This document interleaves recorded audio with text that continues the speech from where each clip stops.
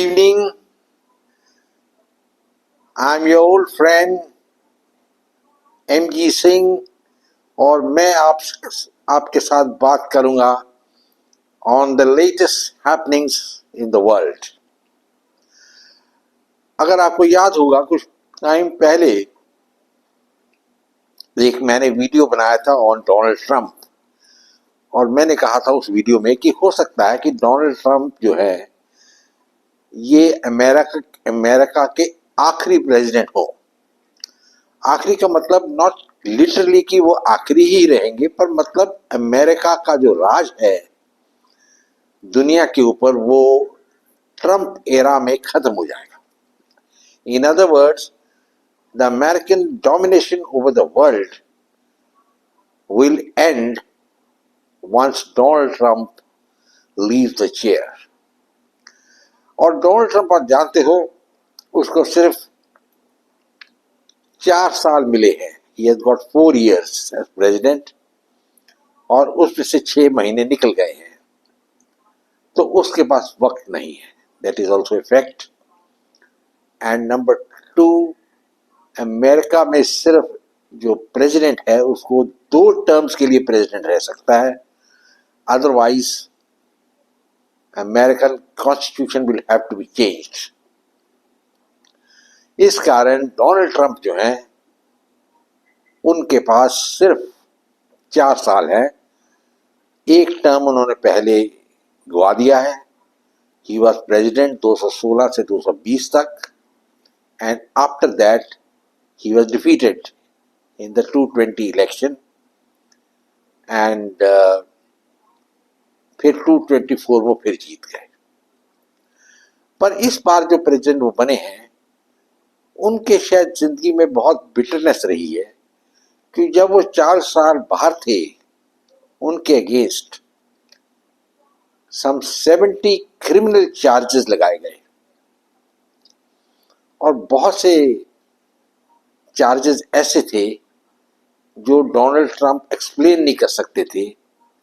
जैसे कि एक लड़की थी जिसका नाम था स्टॉर्मी डेनियल्स, उनके साथ एक उनका रिश्ता था और इन्होंने उसको तकरीबन 1 या 2 मिलियन डॉलर दिए कि आप चुप रहिए और मेरी और आपकी रिलेशनशिप के बारे मत भूलिए। ऐसा आदमी प्रेसिडेंट तो बनना ही नहीं चाहिए था, but unfortunately he became the president.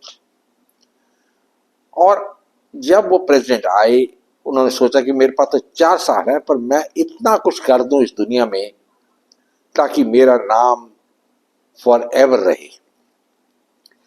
In the bargain जो भी कुछ वो कर रहे हैं वो बहुत इम्पल्सिव है और बगैर सोचे समझे ये बोलते रहते हैं।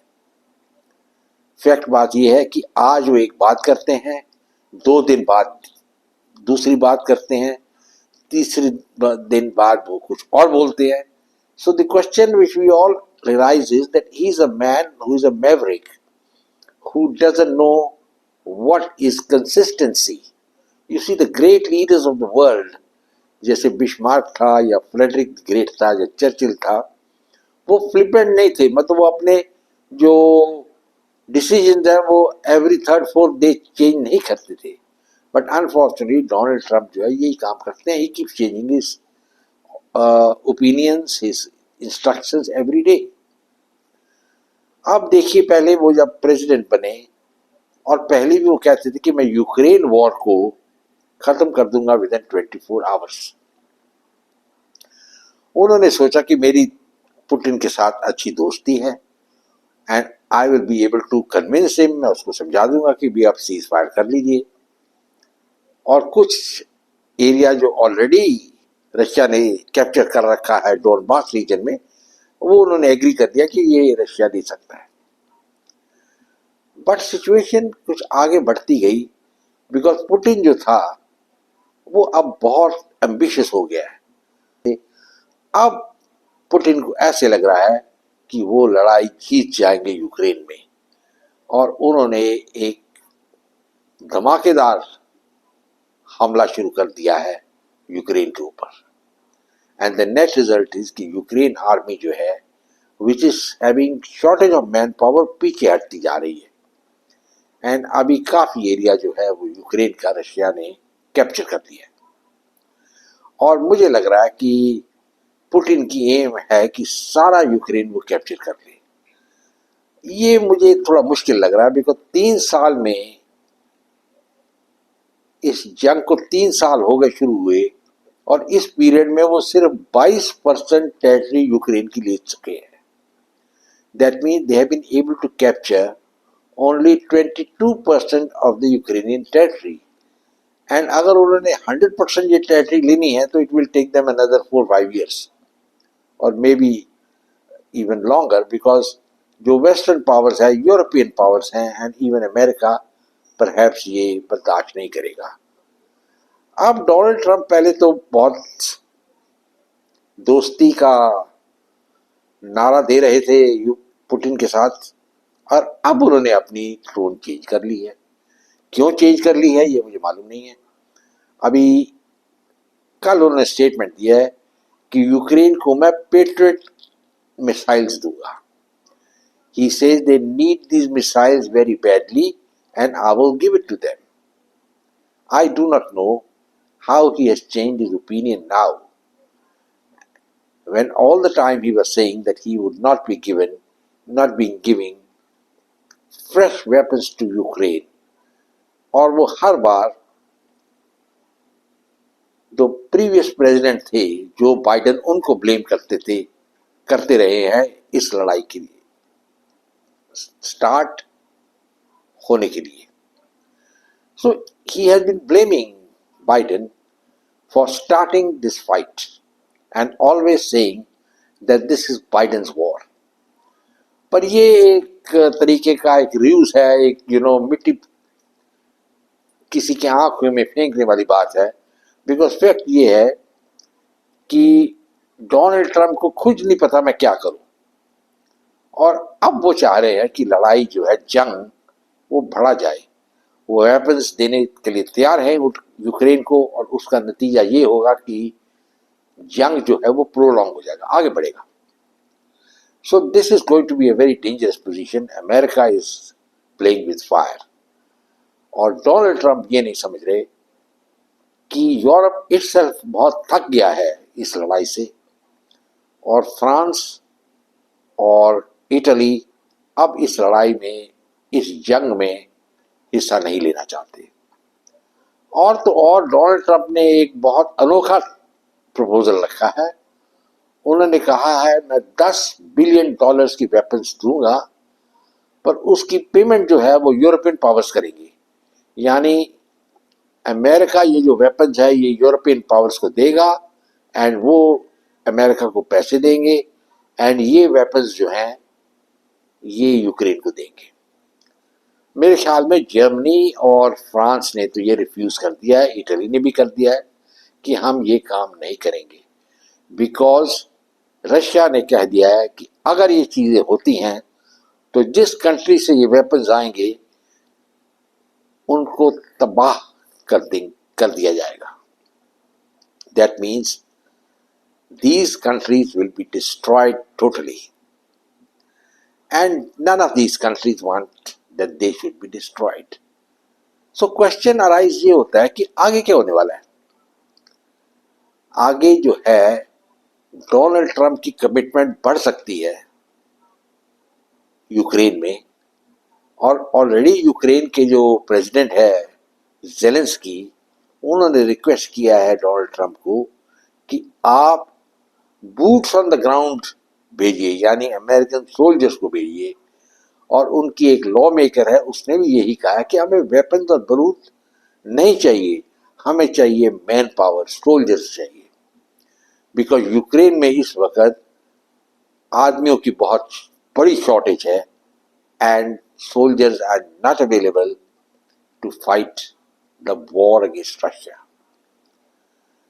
सो पुतिन ये सब जानते हैं, and he is not listening to Donald Trump at all. Because Donald Trump जो है वो कुछ आइडियलिस्टिक बात करते हैं। पहले तो वो जेलेंस्की के बहुत अगेंस्ट थे। जेलेंस्की जब व्हाइट हाउस आया था उसको डोनाल्ड ट्रंप ने बुरी तरीके से इंसल्ट किया, और अब वो कह रहे हैं बहुत अच्छा आदमी है। So he has got no opinion. It keeps changing every day. आज ये बोलेंगे, कल ये बोलेंगे. And now the question arises कि यूक्रेन में डोनाल्ड ट्रंप क्या करेंगे. मेरी राय ये है कि वो कुछ कर ही नहीं सकते. अगर वो वेपन्स देंगे और कुछ कंट्रीज जो है वो यूक्रेन की देंगी, तो इसका नतीजा ये होगा कि वर्ल्ड वॉर 3 शुरू हो सकती है. और अमेरिका में itself there is lot of opposition to Trump. बहुत से अमेरिकन जो उसके सपोर्टर्स थे, जिन्होंने इनको वोट दिया और ये प्रेसिडेंट बने. और ये क्यों प्रेसिडेंट बने? बिकॉज इन्होंने हर बार प्रॉमिस किया कि मैं सब लड़ाइयाँ रोक दूंगा. और वो जो सपोर्टर्स है इसके, दे आर सेइंग कि आपने तो बोला था अब लड़ाई बंद कर देंगे और अब आप वेपन्स यूक्रेन के दे रहे हैं. Why is that? Why are you giving weapons? So this is a very very important piece of information gentleman, कि डोनाल्ड ट्रंप के अगेंस्ट ऑपोजिशन चल रही है बहुत अमेरिका में. अनदर थिंग इज कि डोनाल्ड ट्रंप जो है वो हर एक चीज एक ट्रेड टैरिफ से देखते हैं. ये पहले प्रेसिडेंट है जिनकी जो फंडामेंटल एम है कि मैं वर्ल्ड को डोमिनेट करूंगा थ्रू टैरिफ्स. मेरे ख्याल में ऐसा कोई मिसाल नहीं है वर्ल्ड हिस्ट्री में जहां की किसी कंट्री ने दूसरी कंट्रीज के ऊपर डिपॉजिट डोमिनेट किया हो just through the application of tariffs. I don't think ये बात कहीं कहीं भी हुई है. हर बार मिलिट्री पावर से ही डोमिनेशन होती है. अमेरिका के पास बहुत तगड़ी मिलिट्री पावर है, वर्ल्ड के नंबर 1 पावर है. और आप जानते हो कि ईरान के ऊपर उन्होंने बड़ी जबरदस्त बॉम्बिंग कराई, पर वो बॉम्बिंग करके पीछे हट गए. I mean this is something which can not be explain. और जब पीछे हट गए तो उन्होंने ये भी कह दिया कि अब वक्त आ गया कि हम ईरान को ग्रेट कंट्री बनाएं. फिर उन्होंने एक और बहुत ही फुल स्टेटमेंट दे दी कि मैं अब सैंक्शंस निकाल दूंगा और ईरान जो है जितना भी ऑयल चाहे वो चाइना को बेच सकते हैं. 2 दिन बाद ये इसने विड्रॉ कर लिया स्टेटमेंट. तो ही is not A consistent man. मैंने बोला वो कुछ बोलते हैं आज, कल कुछ बोलेंगे, then he doesn't follow it up. So Donald Trump जो है he is in A Limbo, अंग्रेजी में वर्ड है, जिसमें एक वो लिम्ब के ऊपर चले गए हैं एंड आगे उनको समझ नहीं आता क्या करें. हर एक जगह आप देखिए वो फेल हो रहे हैं. यूक्रेन में तो मैंने आपको बता ही दिया, Russians are advancing, Russians are not listening to Donald Trump.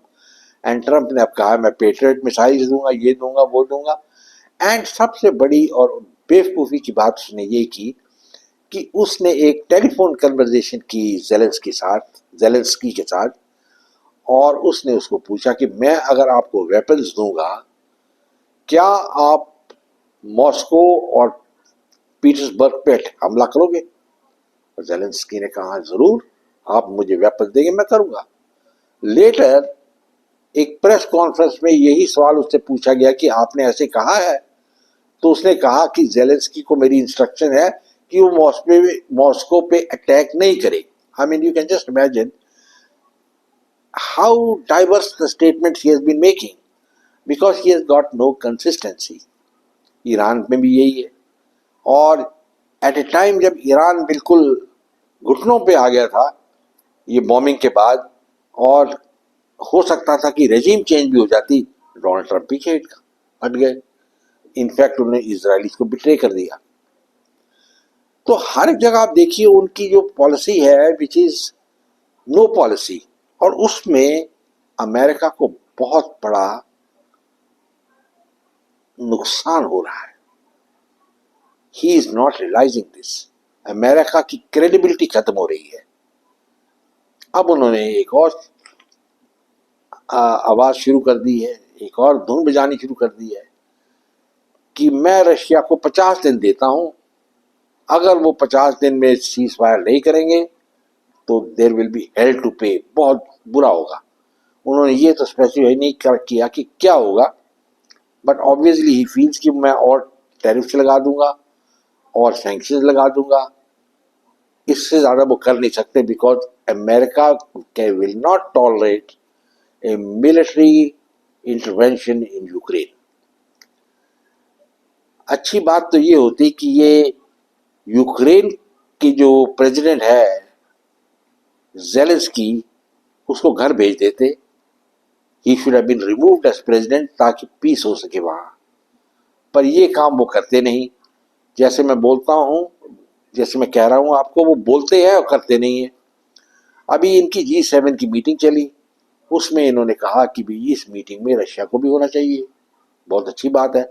But he did not bring forward any resolution, anything in the meeting that Russia should be made a member of the G7। Russia used to be a member of the G7 till 2014। उस time वो G8 होता था, and then it was expelled thanks to Joe Biden. And बहुत अच्छा हुआ कि Biden जी हार गए, अदरवाइज जो चीज़ें डोनाल्ड ट्रंप के बाद होंगी वो बाइडेन जल्दी करा देता, यानी अमेरिका का डिमाइज, जो मौत है, वो जल्दी हो जाती। जेंटलमैन, आप डोनाल्ड ट्रंप क्या करेंगे आगे? हर एक जगह उनकी कोई बात सुनता नहीं है। उन्होंने टैरिफ्स लगा दिए हैं बहुत से लोगों के ऊपर। सबसे बड़ी प्रॉब्लम यह है कि उन्होंने टैरिफ चाइना पे 250 300% लगा दिए, और वो लगाने के बाद कुछ ही दिनों बाद उन्हें वापस ले लिए, बिकॉज उन्होंने रियलाइज किया कि भाई मैं चाइना से तो I am getting billions of dollars of goods, and in case those goods don't come to America, वहाँ इन्फ्लेशन बढ़ जाएगी, और बढ़ रही है। अमेरिकन लोग जो है वो सोच रहे भी क्या ये हो रहा है। अब वो टैरिफ लगा रहे हैं यूरोपियन यूनियन पे, और यूरोपियन यूनियन जो है वो has become one, and they are facing Donald Trump together. So there is a lot of problems going around as far as Donald Trump is concerned. मतलब उनकी कोई प्लान सक्सेसफुल नहीं है। इसका मतलब उन्होंने अपना प्रॉपर होमवर्क नहीं किया before venturing as the president of the United States and trying to carry out the policies which he had said he would do it. With China, he is on a limbo. He doesn't know what to do. China के साथ उनकी बहुत बड़ी problem है, and militarily he is really scared of China.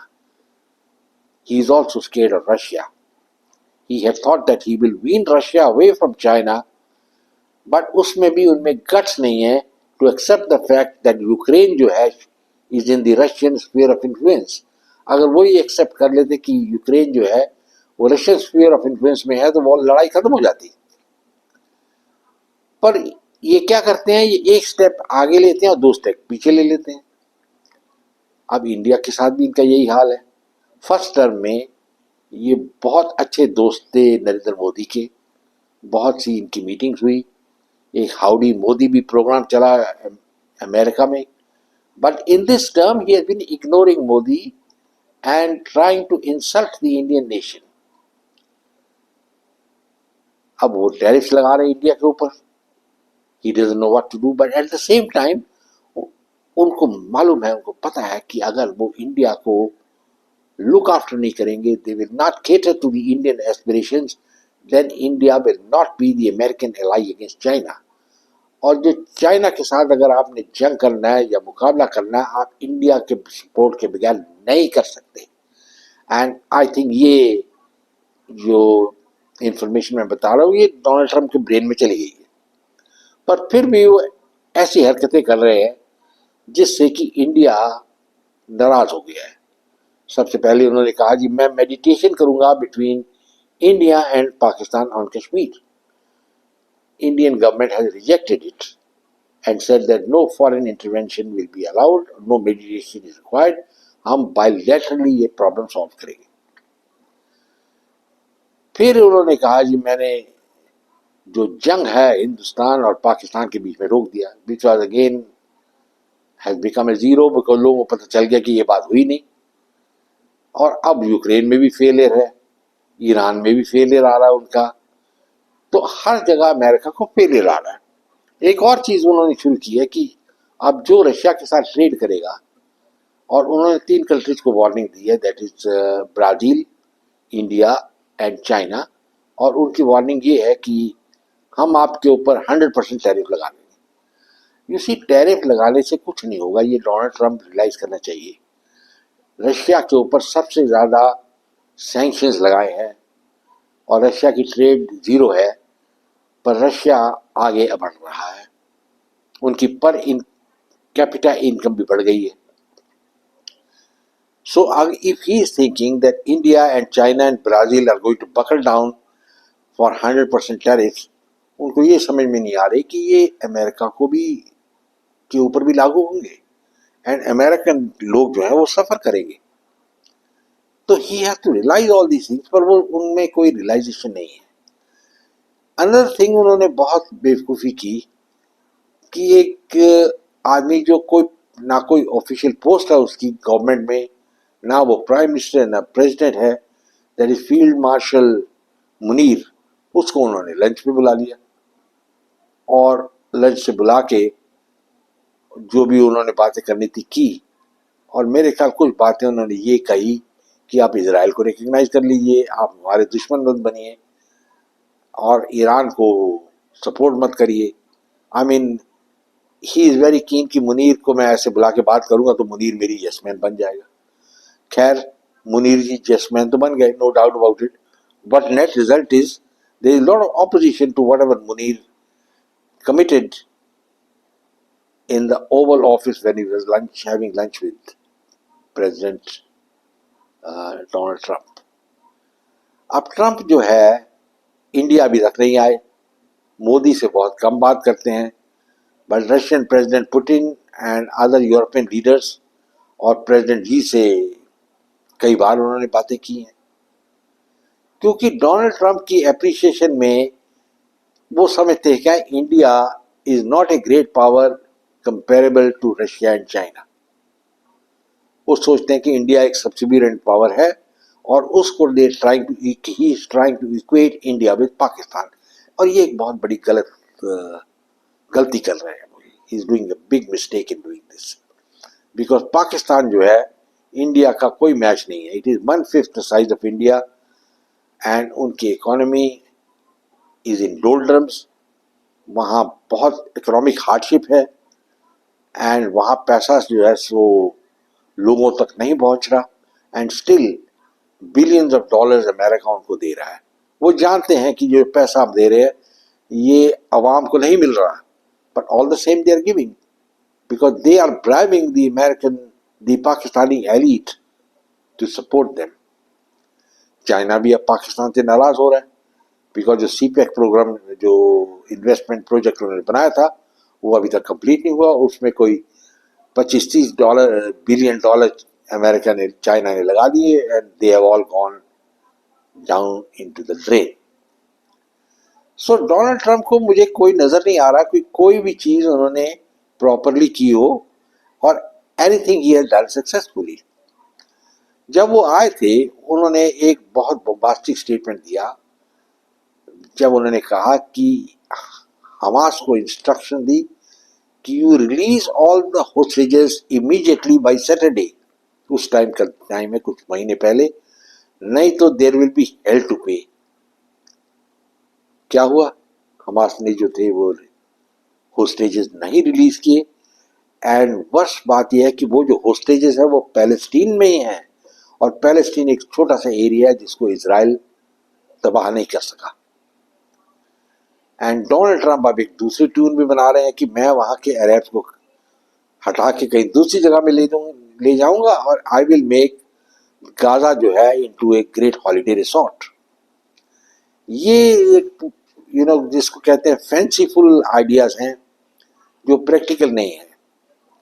और एक चीज जो है कि डोनाल्ड ट्रंप इतना इंटरेस्ट ले रहे हैं फॉरेन कंट्रीज में, टैरिफ्स में, ये इसमें उसमें, यूक्रेन में, trying to show the war to stop, but the fact बात यह है वो कुछ नहीं, कहीं भी सक्सेसफुल नहीं है। पर अमेरिका इटसेल्फ में बहुत बड़ी उनकी ऑपोजिशन चल रही है and anything can happen in America. उन्होंने कहा था मैं ग्रीनलैंड को I will make it a part of United states, वो तो नहीं हुआ। और पनामा कनाल को भी टेक ओवर नहीं किया अभी तक। उन्होंने कहा था कि कनाडा को मैं 51st स्टेट बनाऊंगा अमेरिका की, वो भी नहीं हुआ। तो उन्होंने अचीवमेंट क्या किया है, हालांकि उनके पास अभी 3.5 साल और पड़े हैं, पर जिस तरीके से वो चल रहे हैं, स्टेटमेंट्स दे रहे हैं, उससे लगता है that he is not going to achieve anything at all. He will not achieve anything at all. That is what I personally feel. So if he is not going to achieve anything and ऐसे ही काम चलता रहा for the next 3.5 years, इसका मतलब ये हुआ कि American Prestige बिल्कुल जीरो पे चले जाएगा. अंग्रेजी की कहावत है, it will touch the nadir, and that is what is going to happen. And Iran will ultimately have the nuclear bomb, and Israel is going to be very hard pressed. And the European Union is also worried. Russia is going to capture Ukraine, at least win the war. And China जो है will emerge as a very big challenger to the United States. India को तो अभी time लगेगा, because हमारी जो पुरानी leadership है, पंडित जवाहरलाल नेहरू और जितने वो लीडर थे, उन्होंने जो फाउंडेशन है इंडियन स्टेट की वो प्रॉपरली नहीं लेखी. बहुत वीक फाउंडेशन है हमारी. नेट रिजल्ट ये है कि इंडिया नहीं प्रोग्रेस कर पाया चाइना के मुकाबले. एंड डोनाल्ड ट्रंप ये सब रियलाइज करते हैं, इस कारण वो इंडिया को इतनी इंपॉर्टेंस नहीं दे रहे. And he is giving more importance to Pakistan and China. Pakistan को इम्पोर्टेंस इस कारण देते हैं क्योंकि पाकिस्तान उनका एलाई है 1954 से, एंड वो यस मैन है अमेरिकन का. और जनरल मुनीर ने जी हजूरी कर की है उनको, and he will probably become the president of the USA, of Pakistan. तो जेंटलमैन, ये सोचने वाली बात है अभी कि डोनाल्ड ट्रंप ने क्या अचीवमेंट और आगे क्या करने वाले हैं. मेरी राय में डोनाल्ड ट्रंप कहते हैं, एक इंग्लिश की कहावत, एंड ऑफ द रोड. वो एंड ऑफ द रोड पे आ गए. उनके पास कोई आइडियाज नहीं है. वो सोच रहे थे कि मुझे नोबेल पीस प्राइज मिलेगा जैसे ओबामा को मिला, पर वो आगे जो अब्राहम अकॉर्ड है उसको आगे नहीं बढ़ा पाए, कोई और आदमी ज्वाइन नहीं कर रहा. और जो ब्रिक्स है, जिनको उन्होंने बहुत बुरा भला कहा है, and they feel that he feels that BRICS is a threat to American dominance, वो सरवाइव कर रहा है, वो आगे बढ़ रहा है. हालांकि इंडिया जो है, अब समझ में नहीं आ रहा है इंडिया को कि हम ब्रिक्स में रहें या नहीं रहें, अब क्या करें. बिकॉज अमेरिका कहते हैं ना, किसी का दोस्त नहीं है, that India knows. And Russia ने भी अपने रंग अपने चेंज करने शुरू कर दिए. और अब रशिया ने एक स्टेटमेंट दी इंडिया के ऊपर कि जो अरुणाचल प्रदेश है, that is Indian administrated state, ये पहले उन्होंने कभी ये ऐसी बात नहीं की. क्या gentleman, I wish Donald Trump all the best. मुझे अच्छे लगते हैं. एंड एक ऐसा आदमी भी चाहिए जो सबका दिल खुश करता रहे, कुछ ये बोल के ये वो बोल के. पर मेरे ख्याल में अगर आप गौर से उनको देखेंगे, वो बेवकूफ़ आदमी नहीं है. I don't think is a fool. And मेरे ख्याल में वो जो कुछ भी मैंने कहा है, अगर वो फॉलो करते रहे ऐसे, तो he will be the last president of United States. खत्म हो जाएगा. We will have to wait and see कि डोनाल्ड ट्रंप आगे अपना, जैसे एक जहाज चलता है, वो अपना कोर्स चेंज करता है, and it can get away from the storm. अगर डोनाल्ड ट्रंप ने अपना कोर्स चेंज कर लिया, ही रियलाइजेस कि world is not confined just to Europe and America और द वाइट रेस, बिकॉज वो एक वाइट सुप्रीमेसिस्ट आदमी भी है, ये no doubt about it. And इससे अगर ये निकल सकते हैं, if you get out of it, then perhaps America may survive. Otherwise, I'm afraid the clock is ticking for America, and that is the end. I don't mean the end literally. I mean the America will lose its global dominance.